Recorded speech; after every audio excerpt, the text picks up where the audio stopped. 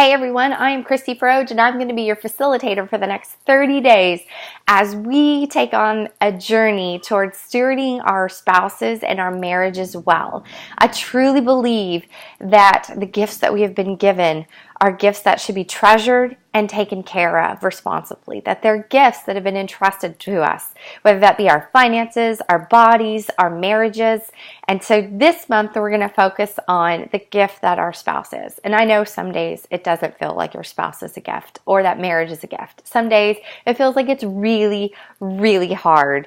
And that's what I'm hoping for the next month as we start intentionally taking the gifts that we've been given and then renewing our minds with the reasons why the person that we are paired with is a gift and how good and how rewarding marriage can be, that we will slowly start to see changes in our own hearts and our own minds that will ultimately strengthen and deepen our relationships with our spouses. I so believe in the power of community, and through a group like this, you're not only going to be engaged with like-minded people, you're going to be held accountable, and you're also going to get ideas and encourage and comfort from one another. So thank you so much for taking this chance and joining me. I'll tell you really quick a little about what the group is going to look like. The night before the assignment, I'm going to be posting at 9 o'clock Central Time the assignment for the next day. So, for example, we start day one on Sunday. So tonight on Saturday, I'm going to be posting Sunday's assignment. And so it'll give you the opportunity to see what's coming up for the next day in case whatever it is that is the assignment for the day, maybe you want to do it first thing in the morning. Well, I want to make sure you know ahead of time what's coming so that you can think about it for the next day. So the night before, you're going to see the assignment for the next day. And that's going to begin tonight. So 9 o'clock tonight on Saturday, you're going to get the first assignment that's going to start officially on Sunday. There's going to be 30 small assignments. They are tasks that are going to be idea generating, and they're going to be great reminders, and they're going to be ways that you can love and serve and affirm your spouse. And they are not intended to really take a lot of your time, but it is intended to challenge you and to grow you and to get you thinking. So hopefully at the end of 30 days, you'll see that your relationship is stronger and you are feeling more intimate and connected with your significant other, but also that you're going to find that your mind and your heart towards your spouse is going to change. And whether you're in a great spot in your marriage or you're coming in from a tumultuous or kind of a rocky place, I think there's always room for growth, and it never hurts to take the time to intentionally try to care for the good gifts that we've been given. I think in community, we're also going to learn from each other. There's going to be many in here that have been married longer than others, and you're going to have wisdom that you can share with the group. And there's going to be some newlyweds or maybe some people who are just about to get married that have questions or even their own experiences that they want to share. And so together, I think we can inspire and encourage and comfort and help one another through this community. So that's what the assignments are going to look like. They should only take a few minutes each day. We ask that you check in every single day. That's part of the accountability of the group, and that's going to keep the group healthy and keep it going. It should only take a few minutes. If for some reason you need to check out of the group for a few days, all I ask is that you just let me know ahead of time so that we know what to expect. And so I don't go looking for you, or I know who we are going to be able to count on for the post throughout the day. With that being said, I want to tell you a little bit about myself. Again, I'm Christy, and I am not a marriage counselor. I am very experienced in marriage. I have probably more experience than I wish that I had in marriage.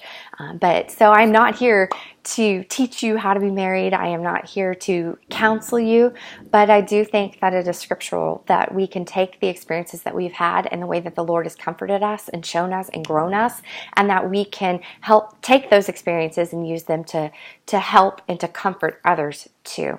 So from my experience, I'm married to Curtis. We've been married 5 years in February, and we have 3 kids. My oldest, Brooke, actually came with me. That's Curtis's bonus kid. And I was previously married before. I was married to Brooke's dad in 2002, and we separated in 2008, and were subsequently ended up divorced in 2009. I learned so much through one of the most painful experiences of my entire life. I look back on the divorce that I experienced, and I see it as something that I truly survived. I don't know how I made it through that. It's such a blur. It's like an out-of-body experience to look back on. And through that, the Lord has shown me so much about my sin in my marriage and ways that I was putting all of my needs on my spouse to be met. And in a lot of ways, I can look back on that and say the needs that I had for love and security and value and worth, all of those needs that we each have, I was putting them all on Brooke's dad. And when he failed me, which he will, and I should have expected because he's human, when he failed me, it led to a place where I was very bitter and resentful and angry. And so there was an absolutely disrespectful. It didn't matter whether or not he was deserving of my respect or the dysfunction that was occurring in our relationship. The Lord used that to show me that the needs that I felt and that I had wanted to be met so desperately through my ex-husband, he had always intended to meet those needs. That the needs that I had were not wrong and that I was wired for them. But he was showing me that even on my ex-husband's best day, he was going to make a horrible God, but that ultimately all of the needs that I had could be met through my Savior. And once I really started to see the depravity and the damage that my mistakes and my choices had caused, I was able to look at that experience, and the Lord revealed to me how desperate I was in the need for grace.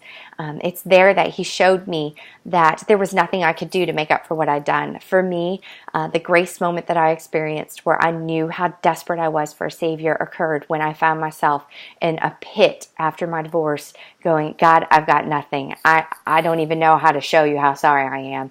And in that moment, he showed me there's nothing you can do to make up for what you've done. That's why I did it for you. So that led to a whole bunch of restoration and a newfound hope and gratitude that I have through Jesus. And I desperately prayed that the Lord would restore this part of my life and that I would end up being able to be remarried again. And he did. And I thought, my previous marriage was, I was not in the same place spiritually that I was, that we were on the same page spiritually. And he was a really angry, there were some highly dysfunctional and very unsafe things about that relationship. So I was like, I'm going to go find somebody that has no temper and loves Jesus. And I did. But then I found something else out, that it doesn't matter. Marriage is hard. It doesn't matter if you share some of the most important things in common. Like I can tell you, Curtis and I are so on the same path when it comes to our spiritual beliefs and even with finances. And those are 2 huge things that can rock a marriage. And yet it is still hard. So I love to take some of the things I've learned and the ways that I've grown and be able to use that in order to encourage and help and give you hope too. And I also would love to learn from you because I know that there's still a lot that I have to learn. So thanks for taking the time to listen to my story and my heart behind all this. I look forward to growing with you over the next month and cherishing the gifts that we have been given. So once you've watched this video, I would love for you to comment below just a little intro about yourself, who you are, where you're from, who you're married to, and how long you've been married. I'd love to hear from you. Comment below, and we get started tonight.